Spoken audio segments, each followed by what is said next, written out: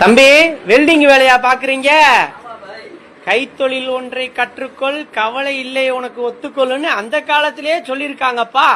ஆனா வெல்டிங் வேலையை கத்திருக்கியே, வேல்டே அழிஞ்சாலும் உனக்கு வேலை இருக்குமியா? வர வருஷத்துல நீ பண்ற காரியம் வெற்றியா முடியும்னா இத மட்டும் நல்லா தெரிஞ்சுக்கோ. ஒரு விஷயம் பண்ண போற, அது உனக்கு சரின்னு பட்டுச்சுன்னா உடனே பண்ணிரு. இத பண்ணலாமா வேணாமான்னு யாருக்கிட்டையாவது ஐடியா கேட்டா அவ்வளவுதான். ஏன்னா ஓடுற குதிரைக்கு தான் வழி தெரியும், ஓரமா நின்னு வேடிக்கை பாக்குறவனுக்கு புழுதி தான் தெரியும். அவங்கிட்ட போய் ஐடியா கேட்டா அவனும் ஓட மாட்டான், உன் வேகத்தையும் குறைச்சிடுவான். உனக்கு சரின்னு பட்டா துணிஞ்சு இறங்கு. ஜெயித்தா வரலாறு, தோத்தா அனுபவம். மத்தவன் மெச்சணும்னு வாழாத, உனக்கு பிடிச்ச மாதிரி வாழு. ஆனா ஒண்ணு, நீ எடுக்கிற முடிவு உன் குடும்பத்துக்கு பாரமா இருக்க கூடாது, பெருமையா இருக்கணும். புரியுதா? போய் வேலையை பாரு. வேலைன்னு வந்துட்டா வெள்ளக்கார மாதிரி இருக்கணும்.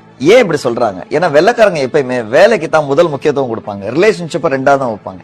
இந்தியால ரைட் ஆப்போசிட், ரிலேஷன்ஷிப் தான் முக்கியத்துவம், வேலைக்கு ரெண்டாவது. அப்படிதான் இருக்கு. இப்ப நல்லா யோசிச்சு பாருங்க, எம்என்சி கம்பெனிஸ் நிறைய இங்க இருக்கு, நம்மளும் நிறைய வேலை பாக்குறோம். அவங்களுக்கு டாஸ்க் முக்கியம், நமக்கு பீப்புள் தான் முக்கியம். இப்ப கம்பெனில ஒர்க் பண்ற நீங்க ரிலேஷன்ஷிப் முக்கியத்துவம் கொடுக்காதீங்க, டாஸ்க்கு வேலைக்கு முதல்ல முக்கியத்துவம் கொடுங்க. அப்பதான் இது கரெக்டா இருக்கும். ஏன்னா too much of relationship in a company will give you a lot of pain. சில பேர் இப்படி சொல்லுவாங்க, சார் இவ்வளவு வருஷம் வேலை பார்த்திருக்கேன் சார், என்ன போய் இப்படி சொல்லிட்டாங்க சார், எனக்கு தாங்கவே முடியலன்னு சொல்லுவாங்க.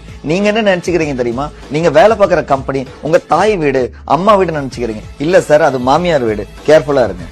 பிறக்கும் போதே நம்ம எல்லாத்தையும் கத்துக்கிட்டா பிறந்தோம், காலப்போக்கில் ஒன்னொன்னா கத்துக்க வேண்டியதுதான். மனுஷனால சாதிக்க முடியாத எதுவுமே கிடையாது. குறி வச்சு அடிச்சா காக்காவையும் அடிக்கலாம், மனசு வச்சு அடிச்சா கடவுளையும் அடையலாம். உள்ளே பார்க்கிறவன் வெற்றி அடைகிறான், வெளியிலே பார்க்கிறவன் கனவு காண்கிறான். சொல்லுபவர் கன்ஃபூஷியஸ். உன்னுடைய பேர் ஆர்வம் என்ன என்பதை நீ முதலில் கண்டுபிடி. கண்டுபிடித்த பிறகு உன்னுடைய உடல் பொருள் ஆவி அத்துணையும் அதிலே செயல்படுத்து.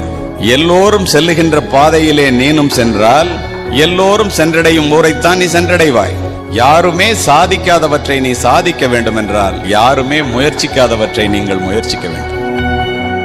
சார் இதுதான் என் டார்கெட். நீங்க நினைச்ச ஒர்க் பண்றப்ப அது கிடைக்காம போகுது, அந்த எக்ஸாம் நீங்க செலக்ட் ஆகாம போறீங்க, போஸ்டிங் இல்லாம போகுது, உங்கள் கனவுகள் சிதைந்து போகிற மாதிரி ஒரு சூழ்நிலை வருதுன்னு வச்சுங்க. உங்கள் கனவுகள் சிதைந்து போகிற மாதிரி ஒரு சூழ்நிலை வருதுன்னு வச்சுங்க. வாழ்க்கை முடிஞ்சிருச்சுன்னு அர்த்தம் கிடையாது. ஒன்றினுடைய முடிவுதான் மற்றொன்றினுடைய துவக்கம். தோத்தா வீட்டுல கூட டம்ளர் வைக்கும்போது நங்குன்னு தான் வைப்பாங்க. சரி, ஜெயிச்சா தான் நல்லா வைப்பாங்க. அதுல வீட்லயே அப்படி ரெஸ்பெக்ட் பண்ணுவோம், மத்தவங்க மேலே நம்ம ஏன் கோவிச்சுக்கணும்? அவ்வளவுதான் ரியாலிட்டி. ஜெயிச்சுட்டு போயிரு, அவ்வளவுதான். இப்ப அம்மா வந்து 4 பசங்க நல்லா படிச்சவங்க பசங்க ஒழுங்கா இருக்காங்கன்னா அவங்களுக்கு வேற மாதிரி டம்ளர்ல தட்டி வைப்பாங்க. ஊதாரித்தனமா சுத்தி இருந்தா வை பிடி அப்படின்னு தானே வைக்கிறாங்க. It doesn't mean they hate. நல்லா இருக்கட்டுமே அப்படின்னு சொல்றதான். அவ்வளவுதான்.